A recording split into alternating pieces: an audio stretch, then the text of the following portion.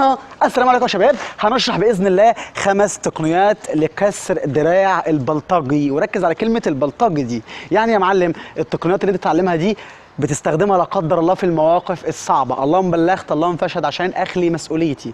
انت بتدافع عن نفسك، يعني انت انسان مظلوم مش ظالم وبتفتري على الناس. يعني لو انت افتريت على الناس فاكيد عقابك هيكون شديد جدا، لان كما تدين تدان. انت بتدافع عن نفسك. اوكي يا شباب، بسم الله الرحمن الرحيم. هنبدا باول تقنيه يا شباب، بسم الله. اوكي، دراع الخصم اهو. انا طبعا بلعب على المفاصل كلها. اوكي، ايدي الاولى او قبضتي الاولى هتمسك خلف كفه. اوكي، خلف الكف. اوكي، همسك كده بقوه اهو يا شباب. ها، باين يا احمد؟ وايدي التانيه يا شباب همسك من هنا. تمام، وهمسك بقوه وهضغط كده. شايفين؟ بصوا، هضغط كده. اوه، تاني يا شباب اهو. الايد الاولى اهي 1. ها، وصباعي احطه هنا كده اهو، وهضغط للاسفل كده. شايفين؟ بصوا بعمل ازاي؟ بضغط كده بقوه. اوكي اهو يا شباب. اوه، سوري طيب هنيجي بقى للحركه ديت. مثلا لو احنا عايزين نعملها بطريقه مباشره او طريقه سريعه، في مثلا حد هيضربك هوك مثلا في الشارع بالشكل ده مثلا. يلا يا كوتش، مثلا همسك ايده اهو بالشكل ده كده. اوكي، واروح بسرعه ايه، لافف دراعه كده. لازم كف دراعه هو يكون متوجه ناحيته، لازم يكون الكف متوجه ناحيه وشه.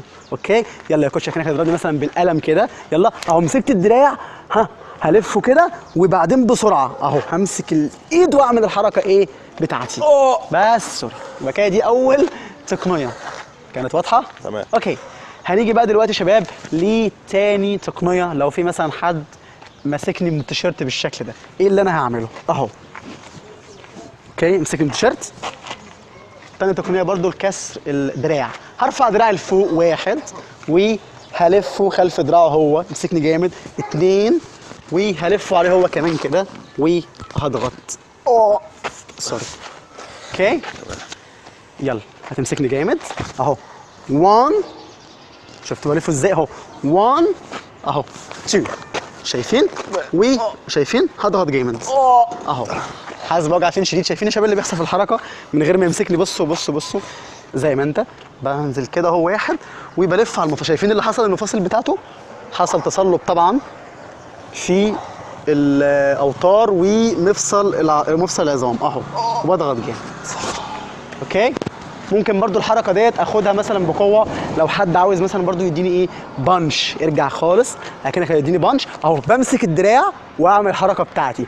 تاني ادي بانش يا كوتش اهو. 1 اهو. 2 عايش. سوري. دي كده التقنيه رقم كام؟ رقم 2. هنيجي للتقنيه رقم 3 اسمها واكي جاتامي. اوكي، لو في مثلا حد برضه عاوز يديني بانش او حد ماسكني هنا برضه اهو، نفس النظام. هعمل ايه بقى؟ هجيب دراعي الاول. اوكي، من عند الرزغ بتاعه، مفصل الرزغ، وهلفه لفوق كده. بصوا لفوق كده، لكن ممكن يكون ماسك جامد وما تجيش معاه. اوكي اهو يا شباب، بصوا معايا. همسك من عند الرزغ كده. اوكي، وهلف الدراع بس مش كده، مش بتلاقي حدش يلف كده، لا لفه لفوق كده، ارفع لفوق ولف. ودراعي التاني برضو يمسك. بصوا اهو. تمام. ثانيا بقى هدخل جواه كده وهاخد دراعه تحت باطي اهو بالشكل ده اهو. بصوا، لازم احتك بقوه وهلف وهضغط اهو. شايفين؟ تاني بصوا معايا اهو. هلف كده اهو وهضغط وهشده كده بقوه كده اهو. اوكي، طيب الحركه دي ممكن ناخدها برضو لو بيديني مثلا بانش زي الايكيدو. بالراحه خالص اهو. همسك الايد كده. شايفين؟ ها، بالراحه اهو، واطلع فوق كده والف بقوه كده واضغط اهو بقوه. هناخد الحركه طبعا لو خدتها سريعه ممكن برضو يقع. هناخدها سريعه شويه. يلا. شايفين بلف ازاي؟ ماسك الدراع وبلف بقوه. اوكي، سوري. رقم 4 يا شباب، وهي الكيمورا. اوكي، لو في برضو حد بيضربني مثلا بانش اهو، مسكت الدراع بالشكل ده. تمام، همسك مفصل الرزغ بقوه. اوكي، وهعمل لوك.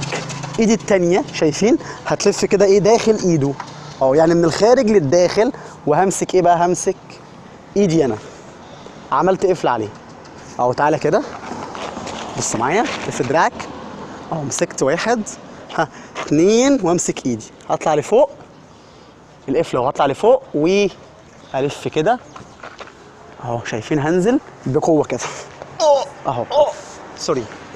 اوكي يلا تضرب بانش اهو. مسكت ولفيت. ممكن لو كمان نزلت معاه ممكن كان يقع معايا لتحت اهو. واعمل الحركه بتاعتي. اوكي عاش. اوكي هنيجي دلوقتي يا شباب بقى الحركه الخامسه. تمام.